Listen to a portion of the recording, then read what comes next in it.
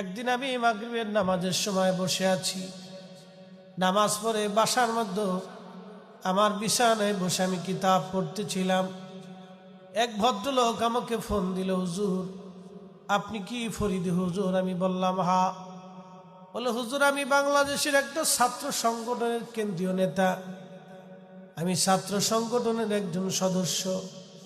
আল্লাহ খুদা কি আমি বুঝতাম না, অর্ধেক মুসলমান আর অর্ধেক নাস্তিক ছিলাম। আমাকে বলতেছে, হুজুর দুনিয়ার এমন কোন নিকৃষ্ট কাজ নাই যেটা আমি জীবনে না করছি। হুজুর আলেমদেরকে দেখলে আমার শরীরে রাগ আসতো, নামাজ রোজা আজান শুনলে আমার শরীরে যন্ত্রণা লাগতো, আজানের আওয়াজ আসলেও আমার ভালো লাগতো না, কিন্তু একটা ওয়াজ আমার জীবন আজ পরিবর্তন করে দিয়েছে। আমি বললাম, বন্ধু কোন ওয়াজ বলবেন? বলে, হুজুর হযরত বেলালের ওয়াজ আমি যতবার শুনেছি ততবার আমি চোখের পানি ফেলে কেঁদেছি।